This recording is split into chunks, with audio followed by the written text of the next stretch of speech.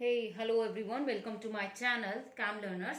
Student, इस video में हम पढ़ेंगे स्पेक्ट्रोस्कोपी के बारे में। स्पेक्ट्रोस्कोपी क्या है, क्यों स्पेक्ट्रोस्कोपी टर्म इतना यूज हो रहा है आज के टाइम में केमिस्ट्री में, और क्या स्पेक्ट्रोस्कोपी का यूज है हमारी डेली लाइफ में, कैसे हम इसको कोरिलेट करते हैं। तो बेसिकली स्पेक्ट्रोस्कोपी होता क्या है, इंटरैक्शन होता है इलेक्ट्रोमैग्नेटिक रेडिएशंस का मैटर के साथ। एक सिंपल सा डेफिनेशन यहाँ आकर स्पेक्ट्रोस्कोपी खत्म हो जाती है कि इलेक्ट्रोमैग्नेटिक रेडिएशंस जो होता है उनका इंटरैक्शन हो रहा है मैटर के साथ। ठीक है, यानी कोई भी सब्सटेंस है तो उसको हम क्या कर रहे हैं, इंटरैक्ट करा रहे हैं इलेक्ट्रोमैग्नेटिक रेडिएशंस के साथ सिंपली। ठीक है, अब होता क्या था, मेनली कर क्या रहे हैं, इसमें आइडेंटिफाई कर रहे हैं कंपाउंड को। एक्चुअली अगर बात करें स्पेक्ट्रोस्कोपी की तो एक फंडामेंटल टूल है जो बहुत जगह पर यूज किया जाता है मेनी एस्पेक्ट्स में। ठीक है, जैसे अगर आपको किसी भी कोई भी कंपाउंड दिया जाए, उसका कंपोजिशन देखना है, उसका फिजिकल स्ट्रक्चर देखना है, उसका इलेक्ट्रॉनिक स्ट्रक्चर देखना है, वो भी एटॉमिक लेवल तक, तो आप इस मॉडर्न टेक्नोलॉजी से इजीली फाइंड आउट कर सकते हैं। तो बहुत ही इंपॉर्टेंट टेक्नोलॉजी है और बहुत ही यूजफुल है, टाइम कंज्यूमिंग है। एक्चुअली बात कर रहे हैं कि हम इंटरैक्शन करा रहे हैं इलेक्ट्रोमैग्नेटिक रेडिएशन का मैटर के साथ। ठीक है, क्यों करा रहे हैं, क्योंकि हमें कोई भी कंपाउंड को क्या करना है, आइडेंटिफाई करना है। यानी आपको अब कंपाउंड की बात करें तो अब हम जब हायर स्टडीज में बात करते हैं तो एक कंपाउंड या दो कंपाउंड का मिक्सचर नहीं आपको दिया जाता, दो सॉल्ट्स का मिक्सचर नहीं दिया जाएगा, वो तो आप लेबोरेटरी में से, मान लीजिए आपको कोई ड्रग्स दे दी गई, ठीक है, और उस ड्रग को आपको क्या करना है, उस ड्रग में आपको ये देखना है कि उसमें कौन कौन से एलिमेंट प्रेजेंट हैं, कौन कौन से फंक्शनल ग्रुप लगे हुए हैं, कितना उनका मास होगा। तो आपको डेप्थ लेवल पे यानी एक एटॉमिक लेवल पर अगर आपको स्टडी करनी है तो हम कर सकते हैं स्पेक्ट्रोस्कोपी से। देखो, अगर कंपेयर करूं स्पेक्ट्रोस्कोपी में तो हम कंपाउंड को दो तरीके से आइडेंटिफाई कर सकते हैं, क्लासिकल मेथड से जो हम पुराने टाइम पे करते थे, और दूसरा है मॉडर्न अप्रोच। अगर बात करूं क्लासिकल मेथड की, तो क्लासिकल मेथड में हम क्या करते थे, वो दो तरीके से कर सकते थे, क्वालिटेटिव और क्वांटिटेटिव। तो हम क्या करते थे क्लासिकल मेथड में, हम सबसे पहले क्वालिटेटिव अप्रोच करते थे, जिससे हमें ये पता चलता था कि उसमें कौन से एलिमेंट प्रेजेंट है, यानी हम एलिमेंट डिटेक्शन करते थे। उसके बाद हम उसका एम्पेरिकल फॉर्मूला निकालते थे, और एम्पेरिकल फॉर्मूला निकलने के बाद हम उसका मॉलिक्यूलर मास निकालते हैं, देन उसका मॉलिक्यूलर फॉर्मूला।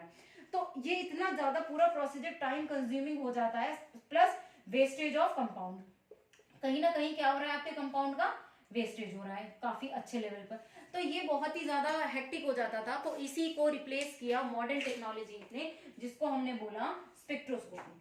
स्पेक्ट्रोस्कोपी में जो टूल यूज हो रहा है वो जस्ट है आपके इलेक्ट्रोमैग्नेटिक रेडिएशंस। ठीक है, electromagnetic radiation are the main tool जो यूज हो रहे हैं आपके किसमें, स्पेक्ट्रोस्कोपी में। अब वो रेडिएशन जहां पर जाकर अब्सॉर्ब हो जाएंगे, ठीक है, वहीं वो क्या दे देंगे, एक पीक दे देंगे, और उस पीक से आपको पता चल जाएगा वो किस रेंज में पीक आ रही है, और उसी से ही आप कंपाउंड को डिटेक्ट कर पाएंगे कि उस कंपाउंड में क्या प्रेजेंट है। अब देखो, मान लीजिए मैं कह रही हूँ इलेक्ट्रोमैग्नेटिक रेडिएशन उसमें इंटरेक्ट करते हैं मैटर के साथ। अगर वो मैटर के साथ इंटरेक्ट करते हैं और आपको कोई कंपाउंड दिया जा रहा है, आपको उसमें सपोज उस कंपाउंड का मास निकालना है, तो स्पेक्ट्रोस्कोपी की अलग अलग ब्रांचेस हैं जिससे अलग अलग तरीके से अलग अलग चीजें फाइंड आउट की जा सकती है। अगर मान लीजिए आपको किसी कंपाउंड का मास निकालना है तो आप जो यूज करेंगे वो यूज करेंगे मास स्पेक्ट्रोस्कोपी। ठीक है, अगर आप किसी भी कंपाउंड का फंक्शनल ग्रुप डिटेक्ट करना चाहते हैं तो आप यूज करेंगे आईआर स्पेक्ट्रोस्कोपी। अगर आपको किसी भी कंपाउंड के, मान लीजिए उसमें बॉन्ड्स कैसे प्रेजेंट है, डबल बॉन्ड और ट्रिपल बॉन्ड, तो आप यूज करेंगे यूवी स्पेक्ट्रोस्कोपी। तो इस तरीके से अलग अलग टेक्नोलॉजी है, अलग स्पेक्ट्रोस्कोपी की अलग अलग ब्रांचेस हैं जिनका अलग अलग यूजेज है, और जो अलग अलग फील्ड में आपको इस्तेमाल की जाएगी। प्लस ये इतना टाइम कंज्यूमिंग है, और साथ में आपका कंपाउंड भी इसमें वेस्ट नहीं होता। आप उसको रखिए, रेडिएशंस के साथ इंटरेक्ट करिए, कराइए, और उसके बाद उसी कंपाउंड का आप अपना वापस से फिर से यूज में ला सकते हैं। तो आपका टाइम कंज्यूम भी ज्यादा नहीं हो रहा है कि आपको बहुत ज्यादा टाइम वेस्ट हो रहा है, ना ही आपका कंपाउंड वेस्ट हो रहा है। तो ये जो आपका क्लासिकल अप्रोच था, इसको रिप्लेस किया स्पेक्ट्रोस्कोपी ने। अभी मैं आपको बताती हूँ कि हुआ कैसे। देखिए, जैसे कि मान लीजिए आपके पास कोई मैटर है, और इधर से ये बीच में आपका मैटर रखा है, और उधर से इधर से आ रहे हैं आपके इलेक्ट्रोमैग्नेटिक रेडिएशन। वो रेडिएशन जाकर मैटर पे क्या करेंगे, मैटर के साथ वो रिएक्ट करेंगे। तो कुछ रेडिएशन ऐसे होंगे जो उनमें से रिफ्लेक्ट बैक हो जाएंगे, कुछ उसमें एब्जॉर्ब होंगे, कुछ स्कैटर्ड होंगे, कुछ ट्रांसमिट हो जाएंगे, और कुछ एमिट हो जाएंगे। ठीक है, मेनली आपको क्या हो रहा है कि ये रेडिएशंस हैं जो अलग अलग तरीके से क्या कर रहे हैं, मतलब कि ये नहीं है कि आ रहे हैं जस्ट ट्रांसमिट हो रहे हैं और डिटेक्टर पर जा रहे हैं, नहीं, कुछ एब्जॉर्ब भी हो सकते हैं, रिफ्लेक्ट भी हो सकते हैं, स्कैटर्ड भी हो सकते हैं, और एमिट भी। सबका अपना अपना यूसेज होगा। देखिए, अगर बात करूं इलेक्ट्रोमैग्नेटिक रेडिएशन की, तो हमें पता है इलेक्ट्रोमैग्नेटिक रेडिएशन में क्या होती है, अलग अलग तरह के आपके रेडिएशन होते हैं। जैसे आपके मान लीजिए गामा रेज होती है इसमें, ठीक है, उसके बाद होती है आपकी एक्स रेज, ठीक है, और उसके गामा एक्स रेज देन होती है आपकी यूवी विजिबल, देन IR, ठीक है, और उसके बाद विजिबल IR एंड देन होती है आपकी माइक्रो, एंड माइक्रो के बाद होती है आपकी रेडियो, ठीक है।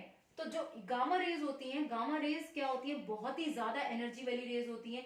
इवन ये इतनी ज्यादा एनर्जीज रखती हैं कि ये जो आपका कंपाउंड है जिसे आप डिटेक्ट कर रहे हैं उसके न्यूक्लियस तक को पेनिट्रेट कर देती है, ठीक है। इतनी ज्यादा होती है कि न्यूक्लियस तक को क्या कर देती है, पेनिट्रेट कर देती है, ठीक है। इसके अलावा यानी ये जो अटैक करेंगी वो न्यूक्लियस को पर सीधा अटैक करेंगे, और उसके बाद अगर आपके एक्स रेज है तो एक्स रेज उस एनर्जी एक्स रेज की ज्यादा है पर गामा रेज से क्या है, कम है, तो ये जो इलेक्ट्रॉन होगा उसके कोर तक चली जाएंगी उसको फाइंड आउट करने के लिए। देन यूवी आ गई, यूवी की अब जो एनर्जी है वो एक्स रेज से भी कम है, तो जो यूवी होगी वो कहाँ तक एक्ट करेगी, जो आपका आउटर इलेक्ट्रॉन होंगे उनको अप्रोच कर देगी, आउटर इलेक्ट्रॉन को अप्रोच करेगी।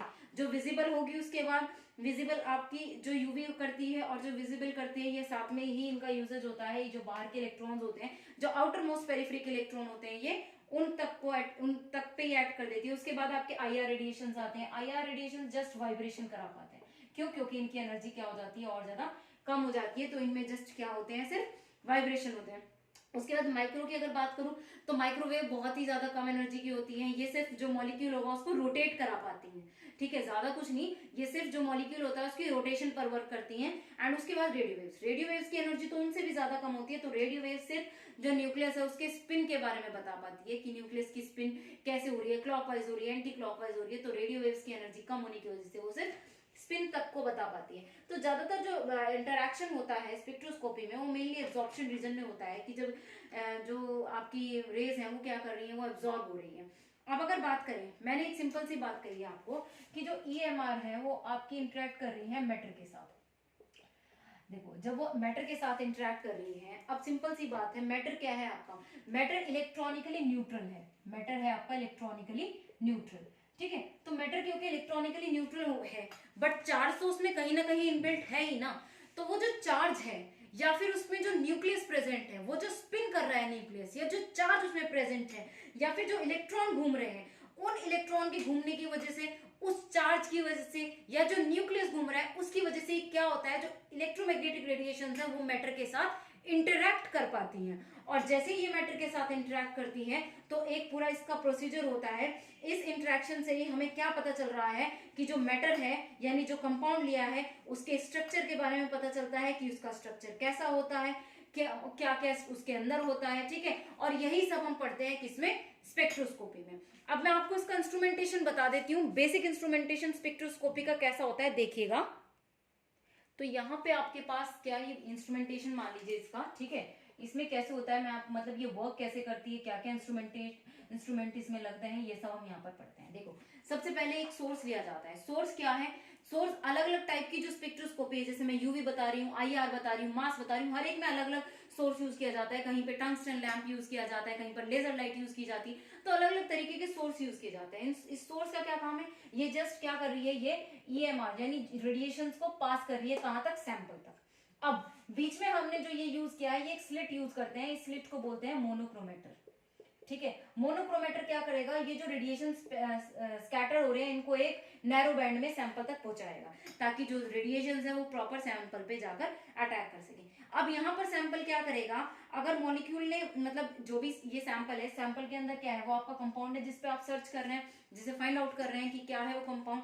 अगर इसमें जो मॉलिक्यूल प्रेजेंट है, यानी अब कंपाउंड मॉलिक्यूल का तो मिलकर बना होगा ना, तो अगर इसमें मॉलिक्यूल ने एब्जॉर्ब किए इन रेडिएशन को तो ठीक है, अदरवाइज वो रेडिएशन सीधे डिटेक्टर के पास चले जाएंगे, उसके बाद वो एम्पलीफायर के पास, देन वो रिकॉर्डर के पास। अब मान लीजिए मैं आपको उसको एक ग्राफ से बता देती हूँ, ये ग्राफ मान लीजिएगा जिसमें हम मान लेते हैं, यहाँ पे हमने मान ली उसकी इंटेंसिटी, ठीक है, ये इंटेंसिटी। तो यहाँ पे क्या है कि जो ग्राफ हम प्लॉट कर रहे हैं, अब मैंने आपको बताया कि कुछ जो मॉलिक्यूल है वो रेडिएशंस को क्या कर रहे हैं, एब्जॉर्ब कर रहे हैं। अगर एब्जॉर्ब कर रहे हैं ठीक है, नहीं एब्जॉर्ब कर रहे तो आपका कोई पीक नहीं आएगा। यहाँ पर मान लीजिए हमने एक लेवल पर बात कर ली है कि मतलब ग्राउंड छोटे से बड़े की तरफ हम इसमें ले जा रहे हैं इसको, ठीक है। मतलब जो ग्राफ है वो जो आप प्लॉट कर रहे हैं छोटे से बड़ी वेवलेंथ की तरफ कर रहे हैं, तो हमें देखना है कि कहाँ कहाँ पर एब्जॉर्प्शन हो रहा है। तो जो सैंपल है वो कहीं पर तो रेडिएशन को एब्जॉर्ब करेगा, कहीं नहीं करेगा। जब नहीं करेगा तो वो आपका स्ट्रेट चलता रहेगा, और जैसे ही ये सैंपल ने रेडिएशन को एब्जॉर्ब किया तो वहीं पर आकर आपकी एक स्ट्रॉन्ग पीक आ जाएगी। फिर दूसरे रेडिएशन चले, उन्होंने फिर कोई पीक नहीं दी, फिर आपका स्ट्रेट चला गया, फिर उसने कहीं एब्जॉर्ब किया तो फिर से एक पीक आ गई। तो यहाँ पर अलग अलग रेंज होती है, किस रेंज पर वो पीक पड़ी। ठीक है, फॉर एग्जाम्पल मान लीजिए, एक उदाहरण के हिसाब से बताती हूँ आपकी, यहाँ पर हमने वैल्यूज ले ली है IR स्पेक्ट्रोस्कोपी, जिससे हमें फंक्शनल ग्रुप के बारे में पता चलता है। वो आपका मान लीजिए हम देख रहे हैं कि वो 600 से लेके 4000 सेंटीमीटर इनवर्स तक होता है। तो ये कहीं पर आकर यहाँ 1750 पर आपकी एक पीक मिली हमें। तो अब हमें देखना है कि 1750 पर हमें क्या मिल सकता है। तो जो कार्बोनिल कंपाउंड्स होते हैं वो जनरली इस रेंज में लाए करते हैं। तो मान लीजिए यहाँ पर यानी कोई इस जो सैंपल है इसमें कोई कार्बोनिल कंपाउंड प्रेजेंट होगा। क्यों? क्योंकि जो पीक है वो 1750 पर मिली आपको।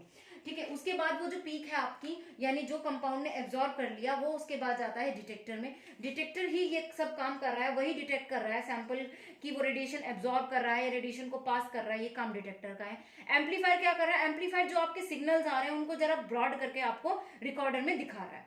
तो ये क्या था? एक इंस्ट्रूमेंटेशन था पूरा, कि कैसे आपके इलेक्ट्रोमैग्नेटिक रेडिएशन आते हैं, सैंपल पर पड़ते हैं, फिर डिटेक्टर डिटेक्ट करता है, एम्पलीफायर उनको बड़ा करके दिखाता है, एंड रिकॉर्डर रिकॉर्ड करके हमें दिखा देता है। तो मेनली क्या हो रहा है? सिर्फ रेडिएशन का इंटरेक्शन हो रहा है कंपाउंड के साथ, जिससे आपको अलग अलग लेवल पे with the help of graph आपको पता चल रहा है कि कंपाउंड में आपका जो कंपाउंड है वो कैसा है, क्या उसमें प्रेजेंट है, उसका कंपोजिशन कैसा है, स्ट्रक्चर कैसा है, क्या क्या उसकी प्रॉपर्टीज है, एटॉमिक लेवल पर वो कैसा है। तो ये सब बहुत ही ज्यादा डेप्थ लेवल में हम स्पेक्ट्रोस्कोपी की हेल्प से पढ़ सकते हैं। तो मैंने बहुत ही छोटे टाइम में आपको बहुत ही बेसिक सा स्पेक्ट्रोस्कोपी के बारे में बताया कि इससे हम कितना easily, without wasting much time, without wasting the much compound, हम इससे इजीली कोई भी कंपाउंड को आइडेंटिफाई कर सकते हैं, उसको अच्छे से डिटेक्ट कर सकते हैं एट एन एटॉमिक लेवल।